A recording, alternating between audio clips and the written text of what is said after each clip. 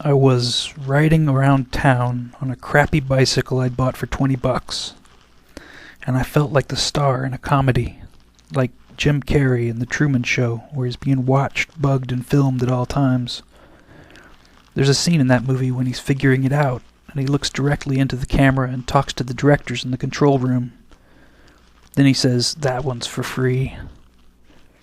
That's how I felt a lot of the time while delusional, like I was giving a free performance. The funny thing about that day on the bike was that right at the moment when I was feeling like a movie star, a man hung out of the side of a passing truck and yelled out my name. "Eugene," he hollered, waving his whole arm, and I wasn't even surprised. I had no friends at the time, except Dom, whom I rarely saw, so I figured it was just one of my fans. After the truck passed, I realized it was a man I'd smoked pot with in the park a couple weeks before. We'd happened to be sitting at the same park bench and struck up a strange conversation. Me telling him about losing my wallet and having to sleep at the mission house. Him telling me that he'd lost his job and planned to make a living selling weed. Then 2 kids walked into the park and sat down under a tree. "Come on," said the man, "let's go talk to them. I bet they've got some good bud." We walked over and hunkered down, and sure enough, one of the kids pulled out a pretty large Tupperware container from his backpack. I could smell it the moment he cracked the lid, skunky, skunky bud. The other kid whipped out a nice glass pipe, and we all sat and smoked in silence. The kids were in their teens, and I felt old and scroungy in my free worn duds from the mission house, and with a beard that was growing long and untrimmed. The kids didn't seem to care. They were cool as cucumbers and fearless. I mean, who carries around a large quantity of high-quality herb in a big old Tupperware dish? Oregon kids, I guess. But I felt more and more self-conscious as the effects of the drug took hold, and pretty soon I got up and wandered off. The kids didn't even look up when I left, but the wannabe dealer called my name and said he'd see me around.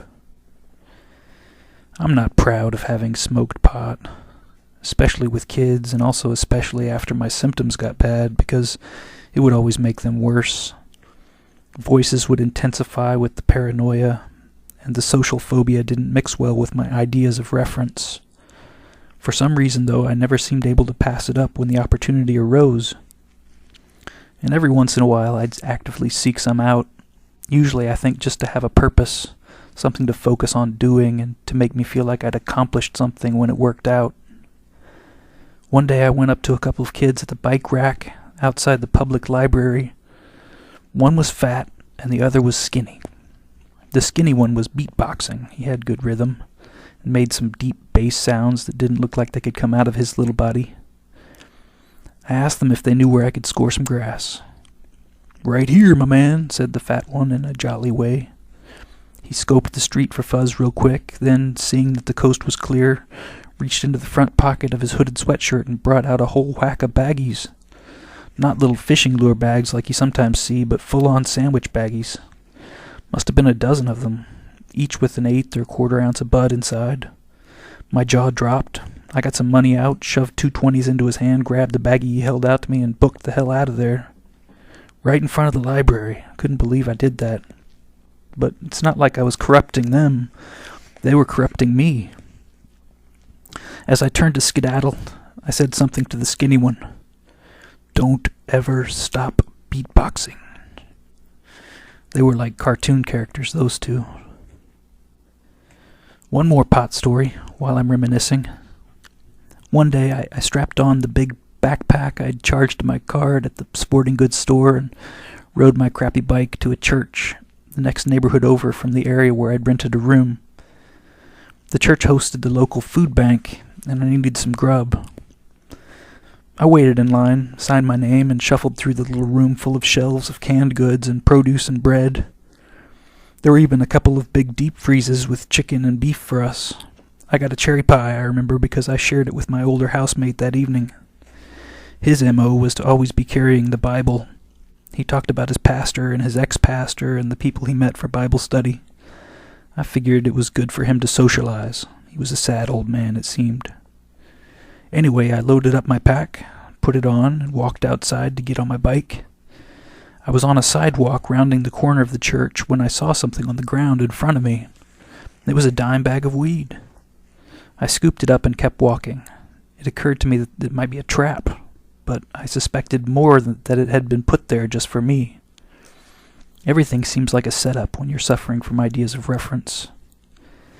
That night, after pie with the sad guy, I locked my door and rolled a joint. I didn't have rolling papers, so I broke open a cigarette and carefully used the tiny paper to make a wee spliff, a penner. It was potent herb, and just that little bit did me. Pretty soon I was receiving psychic messages from Native Americans over on the Klamath Reservation across the state from where I was. They said they were called owls, and that it was best to send messages from high up in trees or on hills or mountains, but that they could read me okay, so I must have powerful telepathy. I got out a big piece of cardboard and a map of the state, drew an outline of the state on the cardboard, and sketched in the reservation and my neighborhood. Then on the rest of the cardboard I drew owls and wrote down some of the words and phrases I was picking up. The gist of the messages was that there used to be a lot more psychic communication, but that it was being interfered with by the government.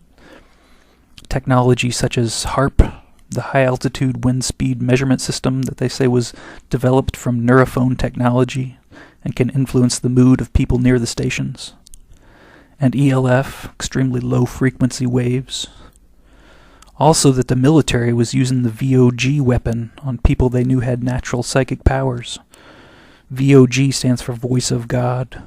Supposedly through this technology a voice can be projected inside the target's head. Pretty soon, the big piece of cardboard was all covered with these scrawled acronyms and with a few snatches of songs that the owls sang to me.